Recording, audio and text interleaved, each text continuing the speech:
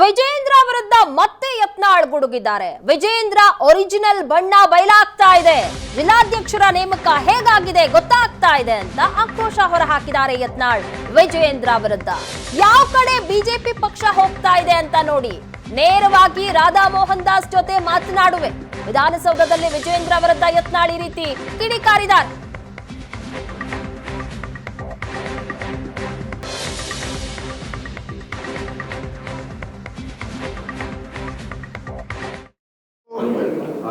ವಿಜೇಂದ್ರ ಅವರ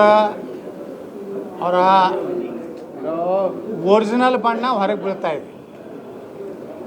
ಅವರೊಬ್ಬ ಯಾವ ರೀತಿ ಅವರು ಮ್ಯಾನೇಜ್ ಮಾಡ್ತಾ ಇದ್ದಾರೆ ಜಿಲ್ಲಾ ಅಧ್ಯಕ್ಷರುಗಳನ್ನು. ನಾತೀನಿ ವಿಜೇಂದ್ರಗೊಂದು ಸಲಹೆ ಕೊಡ್ತೀನಿ, ಇದನ್ನೆಲ್ಲ ಯಾಕೆ ಸರ್ಕಸ್ ಮಾಡ್ತಾ ಇದ್ದೀರಿ? ಚುನಾವಣೆ ನಾಟಕ ಕಂಪನಿ ನೇರವಾಗಿ ರಾಧಾ ಮೋಹನ್ ದಾಸ್ ಹಿಡಿದು ಅಧ್ಯಕ್ಷದ ಘೋಷಣೆ ಮಾಡಿ ಹಿಂಗೆ ಕೈ ಎತ್ತಿಬಿಟ್ರಿ. ಹಂಗೆ ಪೈಲ್ವಾನ್ ಕುಸ್ತಿ ಪೈಲ್ವಾನ್ ಇರ್ತಾರಲ್ಲ, ಇವತ್ತು ಜಿಲ್ಲಾಧ್ಯಕ್ಷ ಮಾಡಿದ್ದಾರೆ. ಅಂದರೆ ಇವರು ಯಾವ ದಿಕ್ಕಿನಲ್ಲಿ ಪಕ್ಷ ಒಯ್ತಾ ಇದ್ದಾರೆ? ಇವರು ಪಕ್ಷ ಕಟ್ಟಬೇಕಂತಿದೀವೋ ಏನೋ ಅವ್ರು ಪ್ರೈವೇಟ್ ಕಂಪ್ನಿ ಮಾಡ್ಕೋತಾ ಇದ್ರು, ಮಾಡ್ಕೊಂಡು ಬಿಡಲಿ. ಅಣ್ಣ ಕೇಂದ್ರ ಮಂತ್ರಿ ಆಗಲಿ, ಅಪ್ಪ ಮತ್ತೇನಾದರೂ ಉಪರಾಷ್ಟ್ರಪತಿಯದಾಗಲಿ, ಇನ್ನು ಮತ್ತೆ ಯಾರ್ಯಾರು ಉಳಿದಾರ ನೋಡ್ರಿ ಮನ್ಯಾಗ.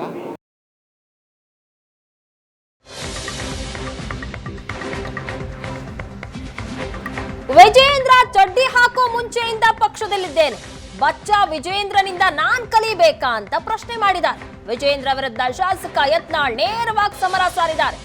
ಏನ್ ಮಾಡ್ತೀರಾ? ಪಾರ್ಟಿಯಿಂದ ಹೊರಗೆ ಹಾಕ್ತೀರಾ?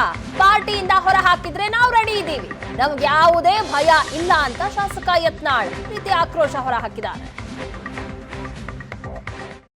ಇವ ಚಡ್ಡಿ ಹಾಕೋ ಮುಂದೆ ನಾವು ಪಕ್ಷ ಜಿಲ್ಲಾಧ್ಯಕ್ಷ ಆಗಿ, ರಾಜ್ಯ ಉಪಾಧ್ಯಕ್ಷ ಆಗಿ, ಕೋರ್ ಕಮಿಟಿ ಸದಸ್ಯರೇ ಕೆಲಸ ಮಾಡಿ ನಾವೆಲ್ಲ.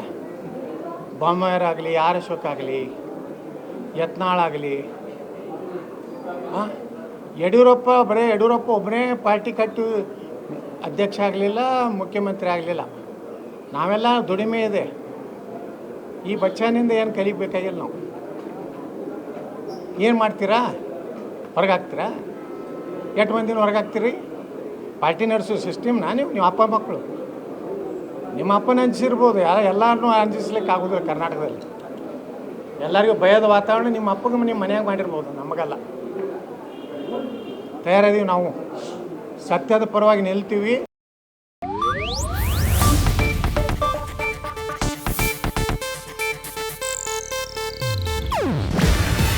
ಇದು ಏಷ್ಯಾನೆಟ್ ನ್ಯೂಸ್ ನೆಟ್ವರ್ಕ್ ಪ್ರಸ್ತುತಿ. ನೀವು ನೋಡ್ತಿದ್ದೀರಾ ಏಷ್ಯಾನೆಟ್ ಸುವರ್ಣ ನ್ಯೂಸ್.